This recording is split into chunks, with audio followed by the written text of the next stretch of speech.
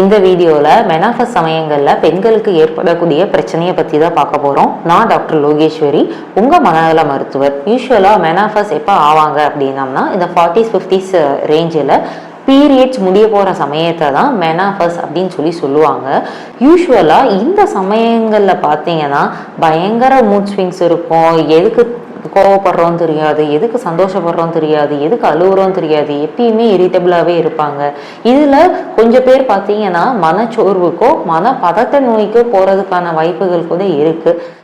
ரெண்டாவது ஹாட் ஃப்ளஷஸ்ன்னு சொல்லுவாங்க. ஹாட் ஃப்ளஷஸ்னால் நம்ம உடம்புல மேல் பகுதியிலையோ இல்லை முகங்கள்லேயோ பயங்கரமான ஹீட் சென்சேஷன் இருந்துக்கிட்டே இருக்கும். ஃபாலோட் பை சில பேருக்கு ரொம்ப ஸ்வெட்டிங்காக இருக்கும், ரொம்ப எரிச்சலாக இருக்கும் உடம்பெல்லாம். இது 80% ஆஃப் மெனாஃபசல் உமனுக்கு இது ரொம்ப காமனான சிம்டம்ஸ்.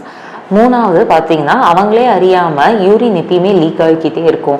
முன்ன மாதிரி செக்ஷுவலாக அவங்களால ஆக்டிவாக இருக்க முடியாது. இதெல்லாம் ரொம்ப காமன். இது ஏன் வருது அப்படின்னு பார்த்தீங்கன்னா உடம்புல ஈஸ்ட்ரோஜன் சொல்லக்கூடிய ஹார்மோன் குறையிறதுனால தான் இந்த சிம்டம்ஸ்லாம் வருது. இதுக்கு என்ன பண்ணலாம் அப்படின்னு பார்த்தீங்கன்னா ஃபஸ்ட்டு ஹைட்ரேஷன், நிறைய தண்ணி குடிக்கணும். டயட், எக்ஸசைஸ் கண்டிப்பாக ஃபாலோ பண்ணணும். சப்போஸ் ரொம்ப சிம்டம்ஸ் அதிகமாக இருக்குது அப்படின்னம்னா கண்டிப்பாக மெடிக்கல் அட்வைஸை தேடி வரணும். இந்த மாதிரி மோர் இன்ஃபர்மேஷனுக்கு சேனலை ஃபாலோ பண்ணுங்கள். தேங்க்யூ.